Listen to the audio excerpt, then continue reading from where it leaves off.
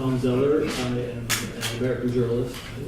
Scarlett already gave me a great introduction, so I'm going to spend a lot of time on that.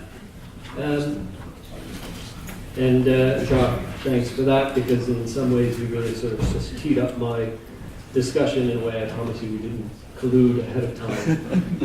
But I'll be making some of those same points by way of taking you through a story that I worked on. But I also wanted to add, by the way, that I happened to check my horoscope this morning. I don't know if anyone else. I figured if I was ever going to do that, it would have to be prior to a conference on pseudoscience. And this is what it told me. It said the stars are aligned negatively for you today. Do not undertake any big endeavors. So, if I bore you for half an hour or embarrass myself, it's not my fault. When I was first invited to speak at a conference on pseudoscience in Quackery, I had asked myself whether or not I was really qualified to do so. I'm a journalist, for starters, and the only thing I'm really an expert in is being nosy, asking people what they're up to and writing down what they say. And I've also not spent a tremendous amount of time writing or reporting on issues like medical scams or other sorts of pseudoscience that relate to health. But as a longtime writer for the New York Times and an editor now for a digital science magazine called Undark, I do work on a lot of topics that see science and the public colliding, sometimes in really messy ways. That includes climate change, GMOs, vaccines, other food science issues. And now in the era of fake news, conflicts like these seem more prominent and more problematic than ever. So it's with that in mind that where Jacques was at a high level, I'm going to take you down on the ground for a story that I did that's in an entirely different area of science. And it's a story about a landscaper named Beau and his conviction that mountain lions live in the state of Connecticut.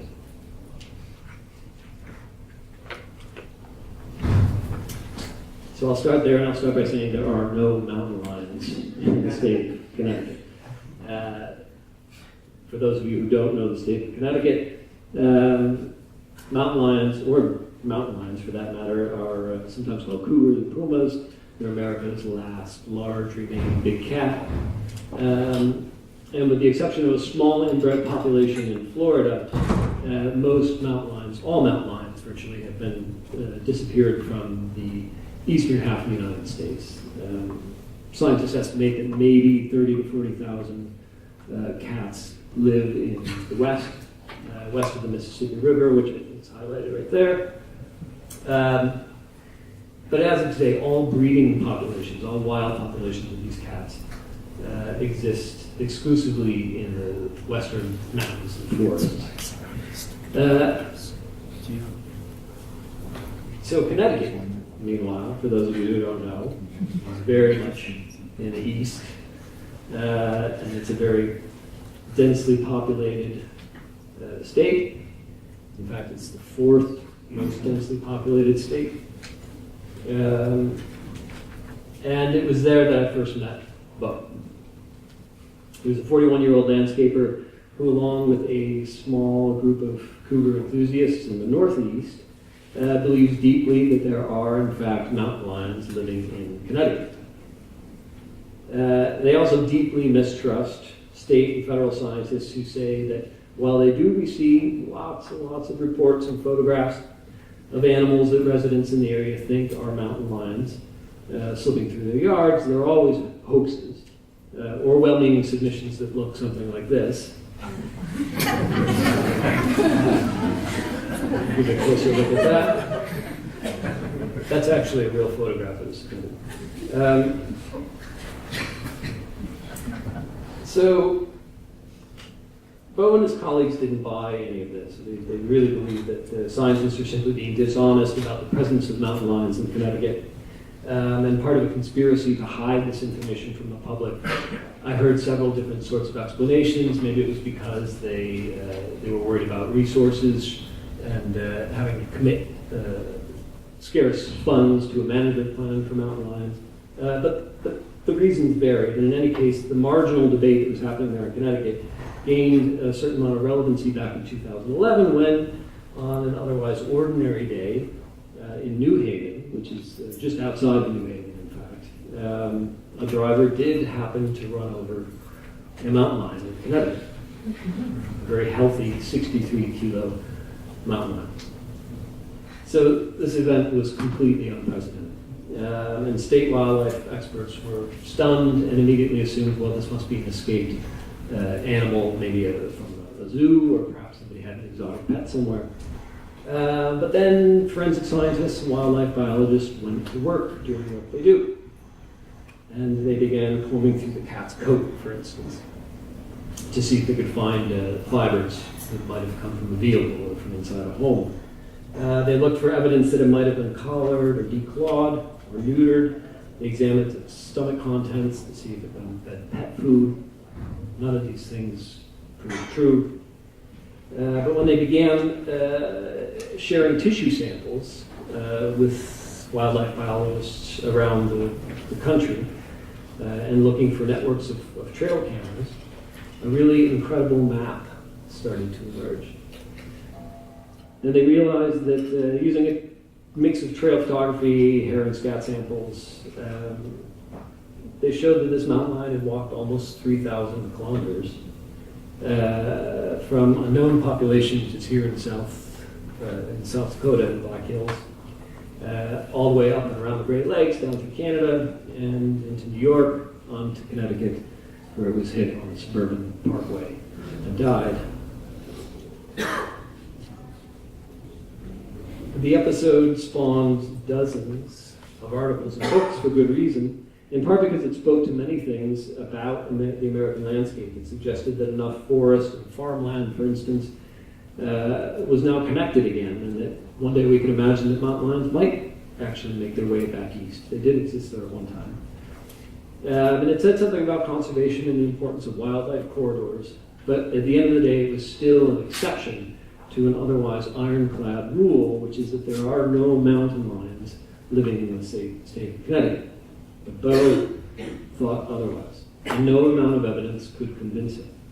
It was not the fact that the animal was clearly traced through DNA analysis to this population out west, not the fact that this animal, well known to be hit by cars in California and in Montana and Wyoming, which are far less in areas that are far less populated and densely developed as Connecticut.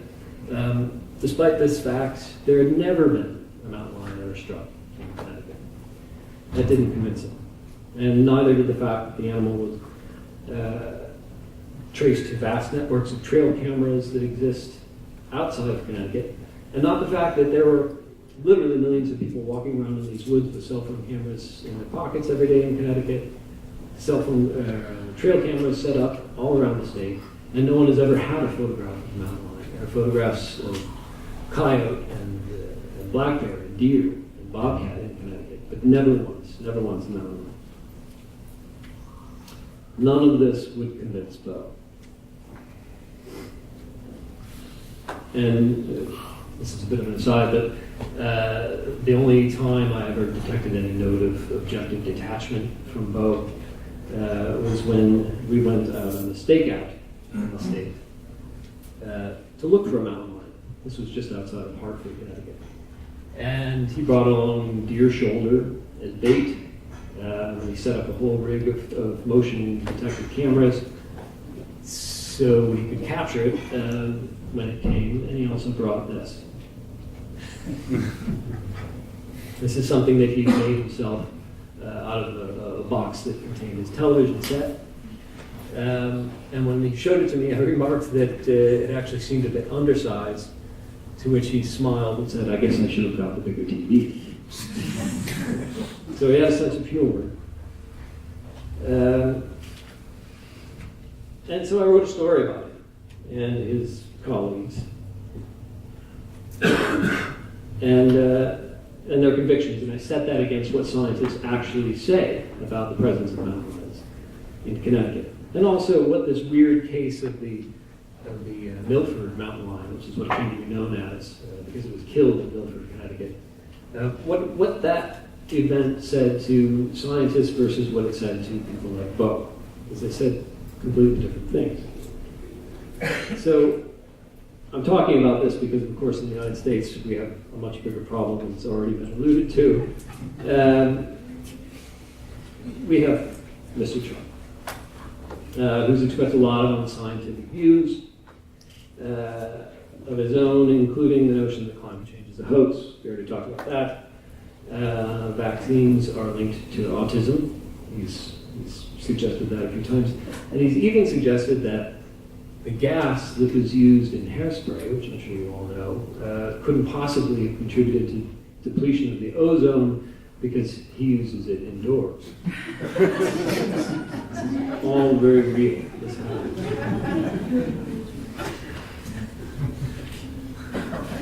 Now, it's not just the U.S. too. I mean, there's lots of concern, obviously, everywhere. We're here in South Africa. I think everyone has a concern about the public's grasp on science. And there's a few ways to look at what's going on. The first is to suggest that scientific literacy in general is on the decline. And it's certainly easy to find surveys and news articles suggesting this is true. Here's one example. This is from the National Science Foundation's most recent analysis of public attitudes towards understanding of science and technology. You can see it for yourself. It shows that about half of the American population believe that astrology is not at all scientific, not very encouraging, and the other half, by the way, that's actually down from 66% back in 2010. Meanwhile, the other half of the population thought that astrology was sort of scientific, or very scientific, or they just didn't know. In the same analysis, a number of other basic questions suggested that scientific literacy in the U.S. is not all that great. We get some basic science, earth science stuff, mostly right. The Earth's core is hot. The continents have been moving. The Earth goes around the sun. But on questions of biological science, the picture gets even more grim. About half of Americans don't have a basic grasp of how antibiotics work. Fewer than half have a grasp on evolution. Understanding the Big Bang is around 40%. And it's worth noting, before we impugn Americans too much, that a lot of these numbers, of course, are analogous in a lot of developed countries. So there's a lot of hand-wringing that accompanies surveys like this. And there's always subsequent news stories suggesting that science literacy is falling, that educators and scientists and, of course, journalists need to do a better job of getting out the facts. And I think this is what probably many of you already know. It's called the knowledge deficit model of considering this problem. Suggesting the public just doesn't understand science, and because they don't understand science, they're suspicious or distrustful of it. So here, for example, is another one. A survey showing gaps of varying size, and I hope you guys can all see it, between what scientists think and what the American public thinks. I tend to think this one is the most worrying. 98% of scientists believe that humans have evolved over time, versus 65% of the US population.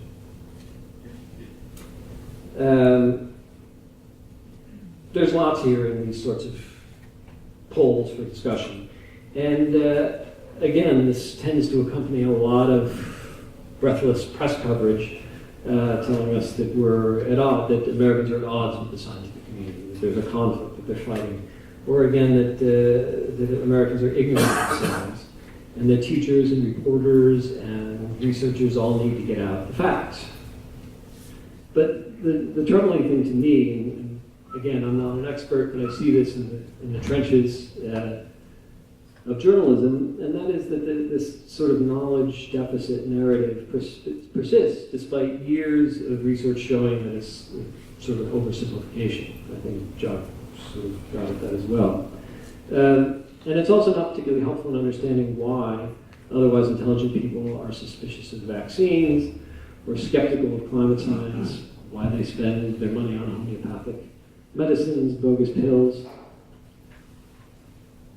And so, as I've thought back on my own coverage of divisive topics like climate change, or even mountain lions in Connecticut, I do wonder if there aren't some things that we in the media, maybe science communicators of all stripes, could do better. But I think it's going to be really tough, and everybody's touched on this already, and this is why. And the new era, the digital information age that we are in, is completely unprecedented to my mind, and presents probably the biggest hurdle, not just for science communication, but for democracy itself. I'm not the first one to say this, but I think we all recognize that this is true. There are almost no avenues out there that would force, or at least funnel, the average reader to what would remotely look like an intellectual commons where differing ideas are exchanged. It's incredibly easy, in fact easier than ever in the history of our civilization, to silo yourself in an information echo chamber and never be exposed to information that would run contrary to your current beliefs. Now, some experiments are happening. This is the Wall Street Journal's blue feed, red feed project, which invites you to pick a topic like healthcare and then compare what news feeds might look like from a conservative point of view and from a liberal point of view. And of course, we know that Facebook and other social media companies are busy trying to tweak their algorithms, particularly in the aftermath of the election of Trump, so that news feeds aren't quite so unpopulated or mitigated by differing ideas.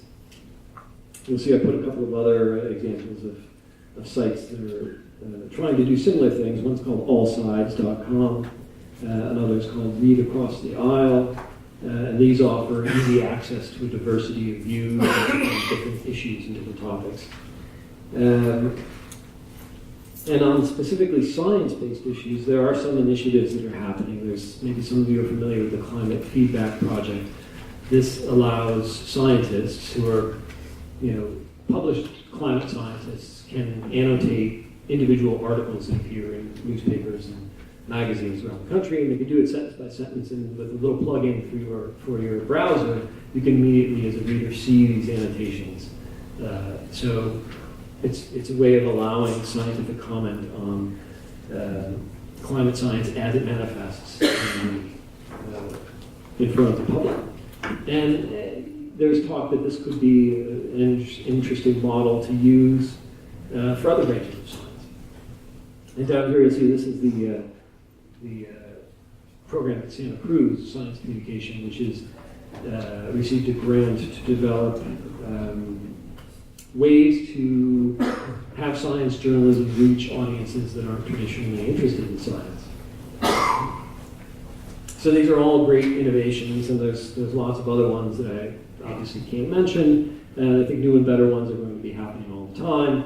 But this is a really tough nut to crack, and that's one of the main points I wanted to make. Is years of psychological research have shown us that confirmation bias is a very real and human reflex. We all do it. And particularly when it comes to notions and information that runs contrary to what we already believe. We all struggle with that.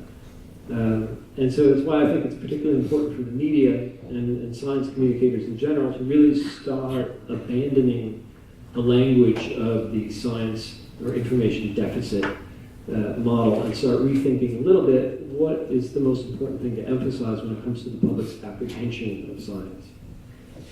So, by way of example, here's some more surveys. We tend to focus on the public's ability to regurgitate facts from memory. Does water boil at higher or lower temperatures as elevation goes up? Who developed the polio vaccine? Can you interpret data visualizations like this scatter plot chart? So it's disappointing, of course, when Americans or anyone can't really conjure the answers to these seemingly simple questions, and I put the address there if you want to quiz yourself. This is supposed to sort of represent whether or not you are science literate. But I'm not sure it really means that people get a large number of these wrong, or even a few wrong, that they're science illiterate. And the flip side of that, of course, is that science has shown us, and sociological research has shown us, that people who do well on this aren't always scientific thinkers themselves. They're just better at arguing a point. So research out of Yale, for instance, has shown that the most science literate people on the conservative spectrum are the most entrenched in their views that climate change is a hoax. They would get every one of these questions right, no question. And I think that this gets a little bit at what Jacques, you were mentioning, that science is, and it's something that gets lost in these sorts of quizzes, is a process. It is, facts change. Uncertainty is a feature of science, not a bug. Error bars, however small, attend everything. And empiricism is a way of thinking, not a recitation of facts. So this isn't to suggest that facts are not important. We all here know that they are, but in a complex world, coloring people who struggle with recitation and recall as unscientific thinkers isn't really productive. And I also don't think that it gets at the problem that we're here to talk about today, which is encouraging more critical thinking among the public that's too often wooed by pseudoscience. And on that front, this is the final point I want to make, and I do have plenty of time, and that is, I think there's some interesting research also being done out of Yale that offers different ways of thinking about the public's engagement with science, and that's the idea of science curiosity versus science literacy. This, probably many of you are familiar with Dan Kahan out of Yale University and the Cultural Cognition Project. They published this paper earlier this year, and it gets at the idea that, and I should note, by the way, that this is just one study and obviously preliminary. It gets at the idea that people who have a desire to seek out scientific information just for the pleasure of doing so are a really important and overlooked demographic in this fight over science literacy. The paper is freely available online if you want to take a look at it, if you happen to be curious yourself. So essentially, in a nutshell, they identified people through a series of marketing questions who were science curious. They read science books, they sought out science articles, they liked watching scientific documentaries. And all of them, the distribution of that population fell across the ideological spectrum. In other words, there were equal amounts on either side, but all identifying as science curious. And so when they looked at that, when they looked at these people who fell into this group of science curious people, they started to see some really curious things. Like ordinary science intelligence, we expect to see liberals and conservatives diverge as they become more entrenched. The left-hand side is showing that on the issue of global warming. But when you parse it among people who identify as science curious, the lines go in the same direction. Now, conservatives are less concerned overall than liberals about global warming, but the trend lines are going in the same direction. Same with fracking, for example. And so, in that sense, that seems to me that science curiosity is a valuable characteristic that maybe requires and warrants more study. And it might be something that we want to encourage and emphasize more than the idea of science literacy. And that's something that's resonated with me, particularly as I've started to read some of this stuff, when I think of my own work as a science writer. And whether whether I'm covering the latest anti-vaxxer campaign or from mountain lions in Connecticut. So this was the eventual piece that I wrote about both. And I tried to be fair to him in giving his views a full airing.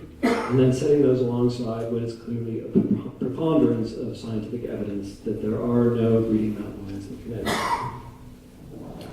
But on looking back, I'm not so sure that my approach captured the fullness of Beau's character, and how he came to believe the things that he did, things that he still believes, as far as I know. And I suspect that the scientists that Beau did try to speak to, those in positions of authority, those working on mountain lion conservation in his state, didn't take the time really to engage with him either. But when I think back on it, I have to say that Beau would have been considered one of these science-curious people. He could, as a landscaper, he was intimately familiar with all the flora and fauna in his area of Connecticut. And he could recite them by name and identify trees and leaves and what they were used for and why they were important. He also knew the stars and how to guide off them. He was really remarkable in his knowledge of that. And with what could only be described as mathematical obsession, he painstakingly marked every sighting that he received from people in the community, put them on a map, he even plotted them over time. Something he tried to take and share with local scientists, though he says he never really received any acknowledgement from them. And that left him, of course, feeling rather dismissed. And I don't know for certain if that's, how true that is, but I think it's probably a fair criticism. And it's not something that really helped matters. And for my part, while I captured some of these nuances in my story, my primary mission was never really to understand Beau. It was rather laying out the facts as I knew them to be, and as the preponderance of scientific thinking knew them to be. And he told me afterward that he didn't like the story that I wrote, and that I had ignored much of his evidence. And sometimes I'm not so sure whether or not he was right. I mean, it's possible, though, that it couldn't have been written any other way because there are no mountain lions in Connecticut. That's certain. But I do find myself pausing more often now when I'm writing about or editing a story where there's some gap between what the public thinks and what scientists think. And I ask myself whether my approach is helping to advance understanding of these key issues or only serving to further entrench things. That night around the campfire, when we were out in the Connecticut woods, Beau told me that he'd probably invested thousands of his own dollars into his Connecticut mountain lion campaign.